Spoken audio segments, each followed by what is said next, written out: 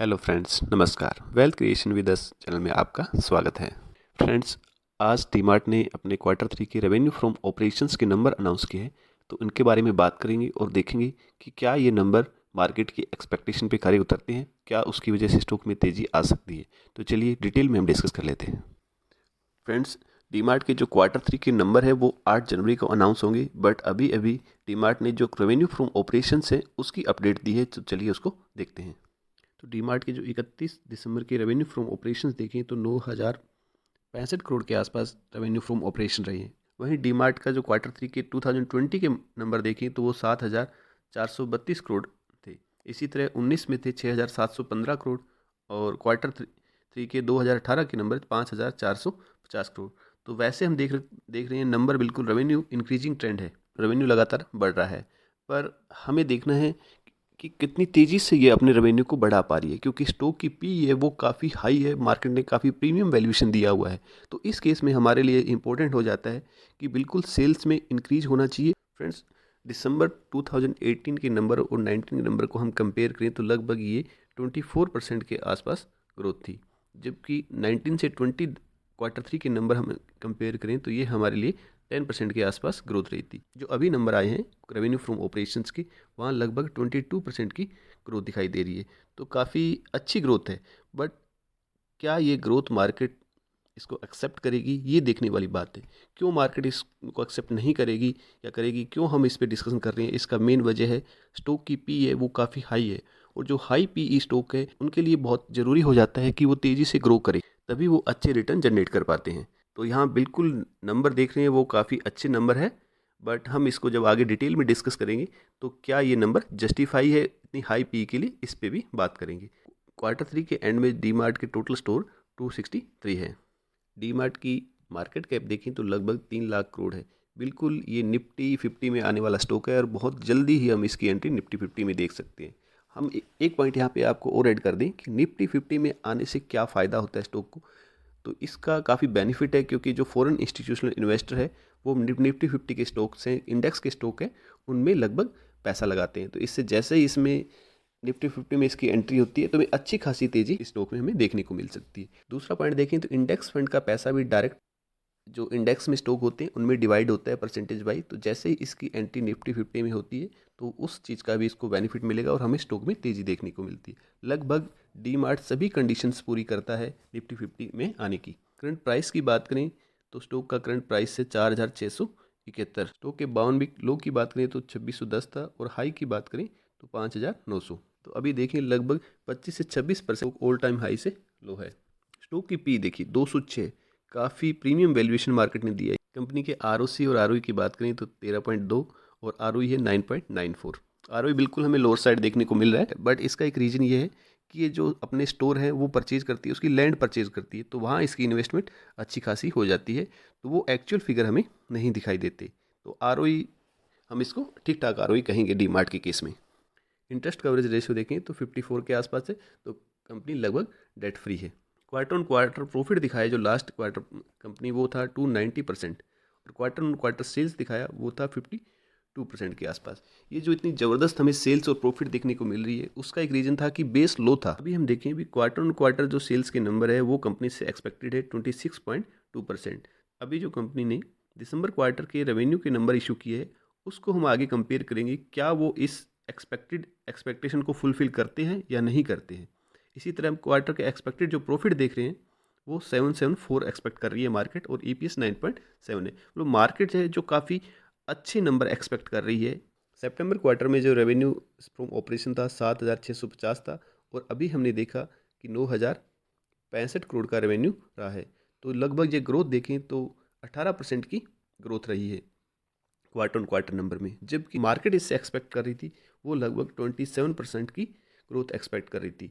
तो इस हिसाब से देखें तो मार्केट की एक्सपेक्टेशन जो इसके सेल्स के नंबर हैं वो फुलफिल नहीं कर रहे हैं, और स्टॉक में हमें ज़्यादा मूवमेंट देखने को ना मिले। हो सकता है थोड़ा सा हमें ट्रेडिंग एक्टिविटी देखने को मिले और एकदम से स्टॉक अप चला जाए मंडे को, बट हमें ऐसी गलती नहीं करनी है। जब तक कि इसके क्वार्टर 3 की जो कंप्लीट पिक्चर हमारे सामने आती है उससे पहले हमें इन्वेस्टमेंट के बारे में नहीं सोचना चाहिए, क्योंकि 8 जनवरी को इसका Q3 का रिजल्ट आएगा, तब हमें पता चलेगा कि इसका EPS और प्रॉफिट मार्जिन्स क्या रहे। यदि मार्जिन में और EPS में हमें इंप्रूवमेंट दिखता है तो हम बिल्कुल इसके बारे में सोच सकते हैं। इसी तरह हम ईयर ऑन ईयर सेल्स देखते हैं क्वार्टर बाई। दिसंबर क्वार्टर में 46% रही, जून क्वार्टर में 31%, और अभी हम क्वार्टर ऑन क्वार्टर सेल्स देखें तो लगभग ये 18% है। उस हिसाब से भी देखें तो कंपनी ने अच्छे नंबर नहीं दिखाई। ऑपरेटिंग प्रॉफिट देखें तो लगभग 670 है, जबकि मार्केट इससे एक्सपेक्ट कर रही है 776 करोड़ का जो ऑपरेटिंग प्रॉफिट है वो एक्सपेक्ट कर रही है। तो ये हमें 8 जनवरी को देखने को मिलेगा क्या इस एक्सपेक्टेशन को पूरा करती है, क्योंकि मार्केट ऑलरेडी फैक्टर इन करके चल रही है कि कंपनी 776 करोड़ का प्रॉफिट दिखाएगी। यदि ऐसा नहीं होता है तो हमें थोड़ा बहुत इसमें करेक्शन देखने को भी मिल सकता है। मार्जिन परसेंटेज देखें तो 9% रहा है सितंबर में, और ये हमारे लिए देखने वाली बात रहेगी कि जो नेक्स्ट नंबर आएंगी उसमें ऑपरेटिंग प्रॉफिट मार्जिन में कितना इंप्रूवमेंट कंपनी कर पाती है। नेट प्रॉफिट देखें तो 450 करोड़ के आसपास सितंबर क्वार्टर में था, और दिसंबर क्वार्टर में अभी इससे अच्छा करने की उम्मीद है। और EPS था 6.93, और अभी जो मार्केट एक्सपेक्ट कर रही है वो 9.37। तो जिस हिसाब से सेल्स के नंबर दिखा रही है तो सेल से हमें नहीं लगता अभी ये जो EPS का जो टारगेट है मार्केट की एक्सपेक्टेशन को फिल कर पाएगा। कंपनी की ईयर ऑन ईयर सेल देखें तो काफ़ी अच्छे से ग्रो कर रही थी कंपनी। 2014 में 4600, 15 में 6400, 16 में 8500, मतलब बहुत ही ज़बरदस्त तरीके से कंपनी ने बिजनेस में ग्रोथ दिखाई है। 16 में सेल्स देखें तो 8500 थी, 17 में 11,000, 18 में 15,000, 19 में 19,000, 20 में 24,000, और मार्च 21 में कोविड की वजह से थोड़ा सेल्स हमें डिक्रीज देखने को मिला है। बाकी हम देखें तो लगभग 10 सालों से कंपनी ग्रोथ फेज में है। पहले ट्रेलिंग मंथ में देखें तो फिर अगेन कंपनी ने ट्रैजेक्टरी कंटिन्यू रखी है।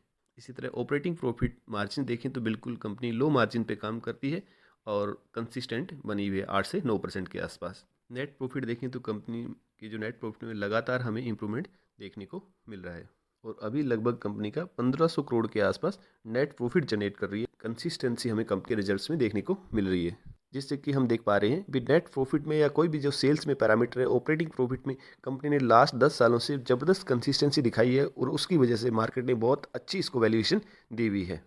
इसी तरह रिजर्व देखें तो बिल्कुल इंक्रीजिंग ट्रेंड में है।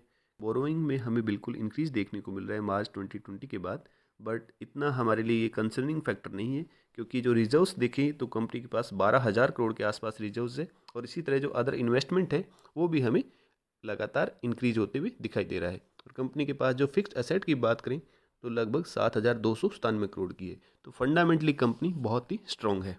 कंपनी के डेटर्स डे बिल्कुल ना के बराबर है, क्योंकि एक रिटेल चेन स्टोर है और वहाँ पे लगभग जो ट्रांजैक्शन होती है कैश में ही रहती है। इन्वेंट्री डेज भी 30 के आसपास, 30 to 40 रहे हैं। डेज पेबल भी कंपनी की देखने वाली बात है, काफ़ी बड़ी मार्केट कैप है, इन्होंने रिटेल स्पेस की मार्केट कैप की हुई है, पर डेज पेबल भी ऐसा नहीं है भी बहुत दिनों तक किसी जो वेंडर उनका पैसा ना दे, ये 9 से 10 दिन के अंदर अंदर पेमेंट कर देती है। तो डेज पेबल भी काफ़ी अच्छे देखने को मिल रहे हैं। कैश कन्वर्जन साइकिल लगभग 30 डेज का हमें देखने को मिल रहा है, क्योंकि जो इसकी इन्वेंट्री डेज है वो भी 1 मंथ से ज़्यादा स्टोर में नहीं रहती। ये बिल्कुल हम इन्वेंट्री डेज से देख पा रहे हैं। वर्किंग कैपिटल डेज में भी 20 से 25 के बीच में हमें देखने को मिल रहे हैं। और ROC जो कंपनी मेंटेन कर रही है वो 24 से 26% है, बट मार्च 21 में कोविड की वजह से हमें इसमें थोड़ा डिप देखने को मिला था। प्रमोटर होल्डिंग देखिए 75% प्रमोटर होल्डिंग है, मीन्स जो दमानी जी का जो इंटरेस्ट है वो पैरामाउंट है इस कंपनी में, इसी पे उनका फोकस है। और जब प्रमोटर होल्डिंग 75% के आसपास होती है तो हम रिटेल इन्वेस्टर्स के लिए बहुत अच्छी बात होती है, क्योंकि प्रमोटर कंपनी में फुली इन्वॉल्व हैं। FII देखें तो लगभग 10% के आसपास बने हुए हैं। DIs ने भी अपनी हिस्सेदारी 7% के आसपास है, और पब्लिक भी 8% शेयर होल्डिंग रखती है। फ्रेंड्स, हम लॉन्ग टर्म वेल्थ क्रिएशन की बात करते हैं, और उसके लिए हमारे लिए इंपॉर्टेंट हो जाता है भी लॉन्ग टर्म में कंपनी कैसा परफॉर्म करती है। इसके लिए हम जनरली लॉन्ग टर्म का ग्राफ भी देखते हैं भी लॉन्ग टर्म का ग्राफ का पैटर्न अच्छा होगा, कंसिस्टेंसी होगी, तो ही कंपनी हमारे लिए अच्छे रिटर्न जनरेट कर पाएगी। तो लॉन्ग टर्म में कंपनी का ग्राफ बहुत अच्छा है, और कंपनी ने जब से IPO आने के बाद लगभग 700% के रिटर्न दिए, और हमें ग्राफ अप ट्रेंड में मिल रहा है।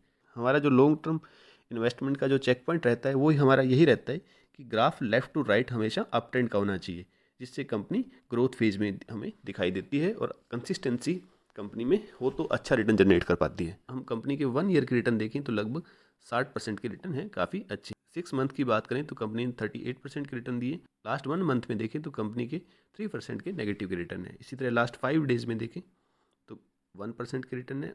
कंपनी फंडामेंटली बहुत स्ट्रॉन्ग है। कंपनी ने लास्ट 10 सालों से कंसिस्टेंसी दिखाई है और उसका मार्केट में इसको रिवार्ड भी मिला है। लगभग कंपनी आईपीओ के बाद से ही 7 से 8 गुना हो चुकी है।